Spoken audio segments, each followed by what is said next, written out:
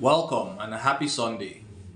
Today, our topic shall be forgiveness and mercy, and I will be relying on the readings we had today in church. Whether you're a Catholic or not, or you're Christian or not, it will still be relevant to you. I find it relevant because in the recess of my heart, it addresses issues that I would not bring up with anyone. Now, the first is that your wickedness is the limitation of your potential. That is, when you have these wicked thoughts, dastardly thoughts, it restricts your flow, it restricts your ability to bloom, to grow, because your energy and your preoccupation is on suppressing that which you hate, your enemy, to be precise.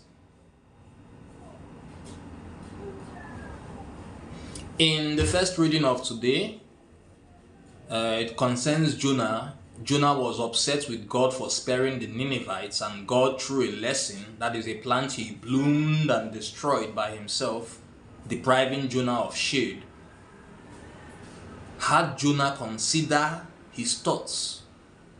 I have asked you to preach to them so that they may be spared. They have repented and you are upset because they have been spared. It calls for us to visit our hearts. I know there is a lot of talk in this country that for this country to change, we need to line up some set of politicians, we need to shoot these people, we need to do that violent action. But I assure you, regardless of what has happened in any country, the best indicator of what violence can and will do to this country is what happened in 1966. As you well know, it didn't turn out well.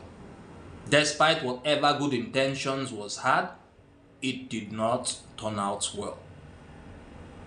And we are, in a way, still suffering the consequences. Secondly, is the need for us in our good times, in our favorable position, to consider those who are less fortunate, because we are not perfect. We are not perfect, and we are bound to make mistakes.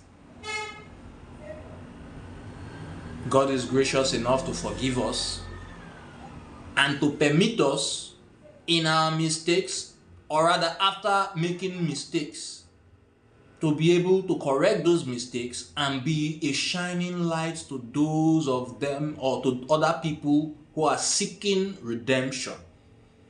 A good example of this is Paul. Paul in the Bible. What did he do? He persecuted Christians or early Christians, and eventually he became a leading light amongst the apostles in the spread of the message of Christ, that is the gospel, to the Gentiles.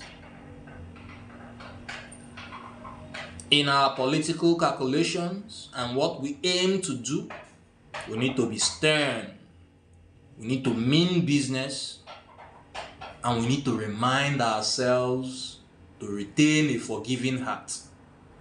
For as Plato says, the wickedness of the ruler leaches into the policies of the state.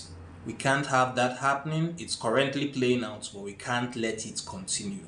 If we are to make a difference, we must search the intentions of our hearts, clear it of all cobwebs, and present ourselves as worthy.